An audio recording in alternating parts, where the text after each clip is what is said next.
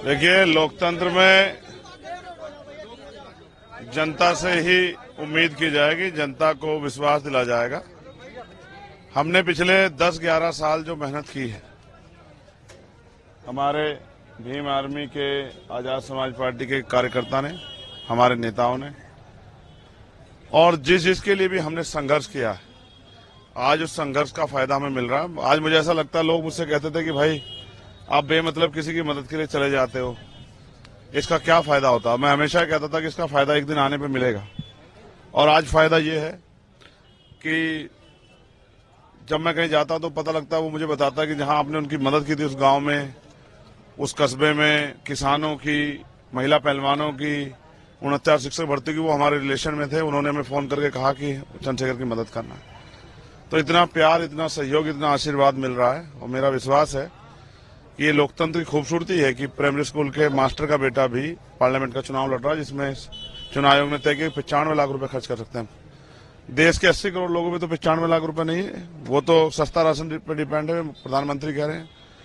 तो आधी से ज्यादा आबादी जिस देश में रोटी रोजी के लिए मोहताज है, उसमें प्राइमरी स्कूल के हेडमास्टर का बेटा लोकसभा का चुनाव लड़ रहा है, जनता का विश्वास जीतने काम कर रहा है।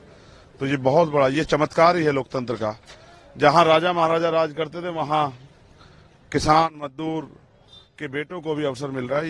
ये लोकतंत्र का चमत्कार। लेकिन अभी राजनीतिक लोकतंत्र सामाजिक लोकतंत्र नहीं बन पाया है, क्योंकि आज भी पैसे वाले लोग ही राजनीति में कामयाब हो रहे हैं। हम उस काम राजनीति को बदलना चाहते हैं। हम एक नई राजनीति का उदय करना चाहते हैं, जिसका सपना माननीय काशीराम साहब ने देखा था।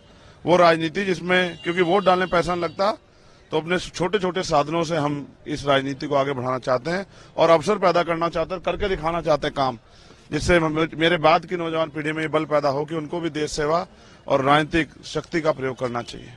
आज देश कमजोर हो रहा है, आज संविधान की मर्यादा को, उनके उद्देश्य को कुचला जा रहा है। पढ़े लिखे नौजवान बेरोजगार घूम रहे हैं, आवाज उठाते हैं तो लाठियों से स्वागत होता है। आशा आंगनबाड़ी, भोजन माता तमाम परेशान है। वे जो वेतन मिलता है उसमें घर भी नहीं चलता है। मनरेगा में 300 से 65 दिन होते हैं, लेकिन 100 दिन के रोजगार का वादा किया, 25 दिन नहीं दे पा रही है सरकार। सारी सड़कों के बुरे हाल हैं। ये हल्दौर है, और ये बाबा नानक देव जी की ने यही हल चलाया। ये खेती किसानी की जमीन है, और आप देखो यहाँ किसान सुसाइड करता है। क्यों? क्योंकि ये जो मिल है वो समय पर भुगतान नहीं करती, और बहुत बड़े वादे किए थे, किसानों की आय दुगनी कर देंगे, मिलों से पैसा मिलेगा, नहीं मिलेगा तो उन पे कार्रवाई। कोई कार्रवाई नहीं हो रही है। हाँ, किसान सुसाइड कर रहे हैं। जो अब बीज का पैसा लगाते हैं वो भी समय पे नहीं मिल पाता। साहूकार कर्ज उतार देता है, किसान की जिंदगी बदल जाती है। चप्पल घिस घिस के उसके बाल भी सफेद हो जाते हैं उम्र से पहले। ये दिया है सरकारों ने हमें, और हम तो समझते हैं लोकतंत्र को। आज हम कमजोर हैं, जनता ने हमें ताकत दी, तो हम उस पोजीशन में आएंगे कि इनके हितों के लिए पार्लियामेंट में लड़ेंगे। ना अच्छा स्कूल है, ना कॉलेज है, यूनिवर्सिटी है। बाढ़ की समस्या है, खो की समस्या है। गुलदार ने किसानों का जीवन, मजदूरों का जीवन खत्म कर दिया है। 25 लोगों की जान चले, किसी को फर्क नहीं पड़ रहा है। तो इसलिए बहुत बदलाव की जरूरत है। रोजगार के साधन नहीं है। हरिद्वार जाते हैं, पंजाब जाते हैं, हरियाणा जाते हैं, दिल्ली जाते हैं काम करने के लिए, कर्नाटक, महाराष्ट्र जाते हैं काम करने के लिए। तो अपने ही प्रदेश में, अपने जिले में अपने आप को ठगा सा महसूस कर रहे हैं। एक भी बड़ा हॉस्पिटल नहीं है, गरीब आसान से इलाज करा दे। और मैं तो धन्यवाद दूंगा यहाँ के हमारे साथियों ने अपने मेहनत से अच्छा कार्यालय खोल के और इतना बढ़िया जन समर्थन जो यहाँ जोड़ा है। ये जन समर्थन इस बात की गवाही दे रहा है कि 2024 में जो 19 तारीख को वोट पड़ेंगे, वो आजाद समाज पार्टी 70% से ज्यादा मत लेके जाएगी।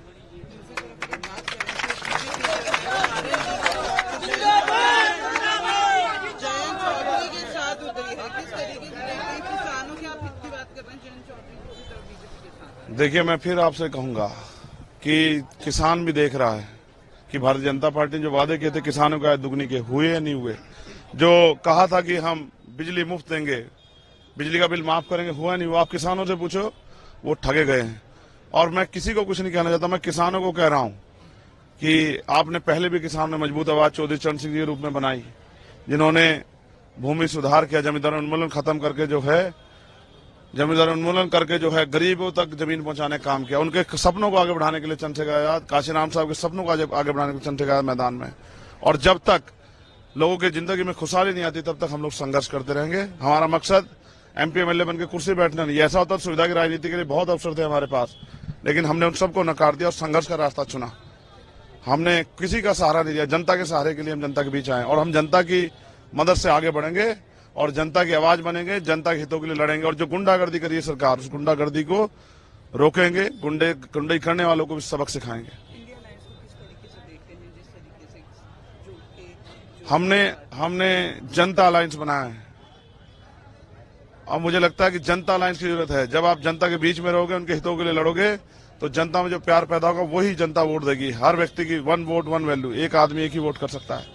तो प्रधानमंत्री और चंद्रशेखर सबकी वोट बराबर है। तो जनता अलायंस की जरूरत थी, वो हमने कर लिया है। कांग्रेस एक मैनिफेस्टो लाई है जिसमें उन्होंने दलितों के हित को लेकर बात की है कि जो कैप है वो हटाया जाएगा। ये चीजें अब दलितों के आंदोलन, पिछड़ों के आंदोलन खड़े होने लगे हैं, तो अब उनकी बात करनी पड़ेगी। नहीं करनी पड़ेगी तो फिर उनके स्वतंत्र आंदोलन मजबूत हो जाएंगे। तो जो बातें करके वोट ली जाती शायद वो खत्म हो जाए। आपका जो रोल है वो किस तरीके से आज के जो ताकतें संविधान खत्म करना चाहती है, उनके बीच में अकेला चंद्रशेखर आजाद खड़ा है, बाकी और कोई नहीं है।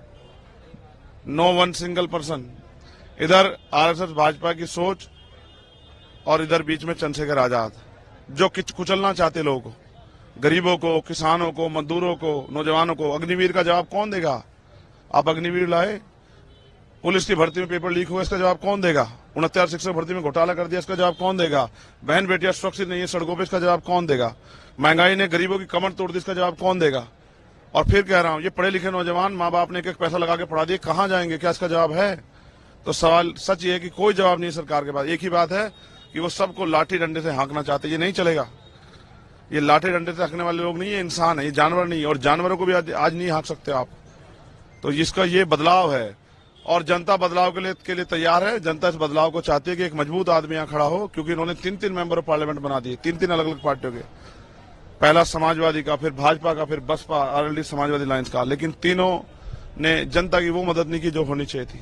आज भी क्षेत्र आप देखो ना, सड़कों पे इतना बुरा हाल है कि अंदर धूलें जम गई हैं। तो ये इंसान नहीं है क्या इनका जीवन नहीं है? क्या इनकी जिंदगी कोई वैल्यू नहीं है? तो क्या दिया सरकारों ने? इसको बॉर्डर समझ के नकार दे, इसको बॉर्डर समझ के नकार दे। उस बॉर्डर की रक्षा करने का काम और उस बॉर्डर का सम्मान बढ़ाने का काम चंद्रशेखर आजाद करेगा। इसलिए हम लोग यहाँ मैदान में हैं। बीएसपी का कहना है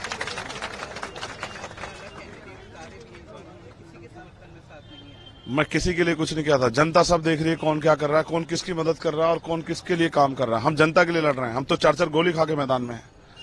हम सुख सुविधा के लिए नहीं बैठे हैं। हम डर नहीं रहे हैं। मौत तो एक दिन आएगी। हम शहीद आजम भगत सिंह को मानते हैं, हम अशफाकुल्लाह खां को मानते हैं, वीर अब्दुल हमीद को मानते हैं। मौत से डर के अगर घर में बैठ गए, एक बहुत बड़े क्रांतिकारी हुए चे गुवेरा, उन्होंने बहुत सी 4 लाइन कही कि मैंने कब्रिस्तान में उनकी कब्रें भी देखी जो सिर्फ इस वजह से नहीं लड़े कि कहीं वो मर ना जाए। तो मरने के डर से अगर हम ना लड़े तो देश बचाने वाले जो क्रांतिकारी, उनके सम्मान से भी जो है, उनके संघर्ष से, उनके बलिदान से भी खिलवाड़ हो जाएगा। और ये नहीं होने देंगे किसी भी कीमत पे।